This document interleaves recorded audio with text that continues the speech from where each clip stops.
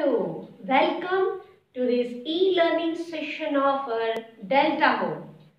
आज का हमारा टॉपिक है chromosome and this chromosomal theory of inheritance.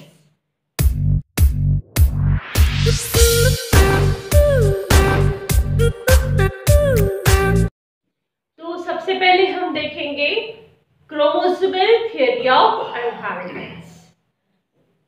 This theory was put forth by Sutton and Boveri. And ये जो दोनों साइंटिस्ट थे वेल्टर एंड बोवेरी, इन्होंने स्टडी किया था the parallel behaviour of Mendel's factors means genes and the behaviour of chromosomes कब at the time of meiosis. इस तरीके से इनका इन्वेस्टिगेशन जो था वेल्टर एंड बोवेरी ने इन्होंने बहुत बड़ा योगदान दिया था क्रोमोसोमल थ्योरी ऑफ इनहेरिटेंस में. अब ये थ्योरी हमें क्या बताती है? This theory streams that chromosomes are present in pairs of somatic cells and during gamete formation homologous chromosome pair. जब गैमेट फॉर्मेशन हो तब होमोलोगस क्रोमोसोम क्या हो जाते हैं? सेग्रीगेट में से separating out and assort independently during meiosis cell division जब होता है गैमेट फॉर्मेशन के वक्त, उस वक्त ये सेल सेग्रीगेट होते हैं and thus each gamete contains only one chromosome from a pair. इसलिए each gamete, हर एक गैमेट में only one chromosome जो रहेगा from a pair. Now this nucleus और उस इसके gametes का जो nucleus रहेगा just contains the nucleus of gametes contains chromosome which carry all heredity traits. अब जैसे मेल एंड फीमेल गैमेट्स है, male gametes means sperms and female gametes में जैसे एग्स में हो गए carry all the heredity traits and they are the link between the parents and offspring. The fusion of haploid male and haploid female gamete restores the diploid number. अब जैसे mail gametes का haploid number and female gametes का भी haploid means n number of chromosome. n number of chromosome दोनों के इसके हो गए, दोनों पास में आ जाएंगे तब n plus n कितना हो गया? 2n. That's why diploid number of chromosome of the species ready हो जाएगा. उसके बाद हम देखेंगे कि क्रोमोसोम्स क्या होते हैं. एक्चुअली हमने तो ये कहा कि n number of chromosome to n number of chromosome, but actually chromosome का स्ट्रक्चर क्या होता है जो हमारे वर्किंग आउट कैसे करते हैं. तो chromosomes are the filamentous bodies present in the eukaryotic nucleus. तो हर एक न्यूक्लियस के अंदर क्रोमोसोम्स रहेगा. द टर्म क्रोमोसोम, अब इसे नाम क्यों दिया होगा क्रोमोसोम? क्यों ऐसा सोच गया कि इसे क्रोमोसोम ही कहे? तो chromo means colour and somes means body, so colourful body. और ये जो नाम दिया था इस साइंटिस्ट है Waldeyer. The size of chromosome varies from species to species. Suppose the length is near about chromosome varies from 0.1 to 0.33 micrometer in length. Length इसकी बहुत छोटी है, कहाँ से? 0.1 to 0.33 micrometer length रहता है. तो thickness हो सकती है उसकी 0.2 to 2 micrometer in thickness. Chromosomes are visible. ये हमेशा नहीं दिखता. ये कब दिखता है?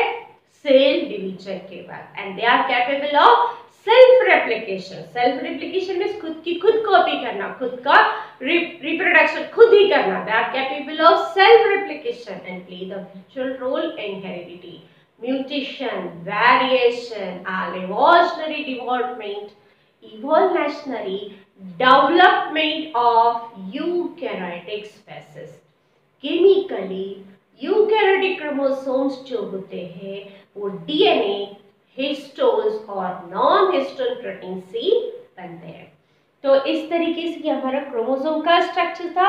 अब इसमें और देखते हैं कि क्रोमोसोम जो हेरिडिटी कैरेक्टर ट्रांसफर करते हैं तो नंबर ऑफ क्रोमोसोम कैसे स्पेसिफाइड करते हैं? तो क्रोमोसोम्स स्पेसिफिक होता है, कांस्टेंट होता है एक पर्टिकुलर जीन्स के लिए, therefore it is great importance। लेकिन इसे अब और अच्छे चार्ट से समझ लेते हैं ताकि हमें पता चले कि इसका क्रोमोसोमिकल फॉर्म किस तरीके से है। अब इसे देखिए, द नंबर ऑफ क्रोमोसोम जो होते हैं उन्हें प्लॉइडी कहा जाता है। The ploidy speaks for the degree of repetition of the primary basic number of chromosome. जो सबसे बेसिक नंबर ऑफ क्रोमोसोम होता है उसी कहते हैं ploidy, means x number of chromosome. जो भी उस सेल में कितने क्रोमोसोम से बेसिक नंबर को प्लॉइडी कहेंगे। Then when the chromosome number in a cell is an exact multiple of primary basic number, then अगर उसका exact copy हो basic number का, then it is called the euploid। Euploids include, अब euploids होने के बाद देखिए उसके पार्ट्स है मोनोप्लॉइड या उसे ही कहा जाता है haploid, means n number of chromosome में हमेशा कहती है वन सेट ऑफ क्रोमोसोम, या फिर डिप्लॉइड अगर हो तो 2n means two sets of chromosome, triploid हो तो 3n means three sets of chromosome, अगर टेट्रॉइड हो तो 4 sets of chromosome and so on. लेकिन अगर when the chromosome number is not the exact multiple of the haploid cell, अगर chromosome number exact multiple ना हो haploid cell के तो उसे कहा जाता है aneuploidy। aneuploidy ये तो एडर एडिशन कहता है या फिर सब्सट्रैक्शन, मींस कभी वो ऐड हो जाते हैं नंबर्स या फिर कभी डिलीशन, सब्ट्रैक्शन बोलो या डिलीशन बोलो क्रोमोसोम्स के, और इस तरीके से एनाप्लॉइडी रेडी होता है। देखिए चार्ट में आपको दिख रहा होगा एनाप्लॉइडी में मोनोसोमी एनाप्लॉइडी दिख रहा है, इसके भी 2 टाइप्स लिखा है, हाइपोप्लॉइडी एंड हाइपरप्लॉइडी। अब हाइपोप्लॉइडी में क्या कर रहे हैं? Reducing the number, decreasing the number of chromosome. जैसे मोनोसोमी तो only one number of chromosome reduced from the exact from this copy of the chromosome to n-1। Nullisomy means 2 n set is decrease हो जाएगा, लेकिन अगर वही add हो तो उसे कहा जाता है हाइपरप्लॉइडी। 1 नंबर अगर ऐड हो रहा है तो ट्राइसोमी और 2 अगर हो रहे हैं तो टेट्रासोमी।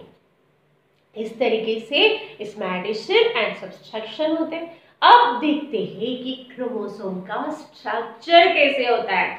तो क्रोमोसोम ये माइक्रोस्कोपिक है। जब सेल डिवीजन होता है, जब मेटाफेज स्टेज होती है, तभी ये हाईली कंडेंस्ड होने की वजह से तभी ये हमें ये दिखता है।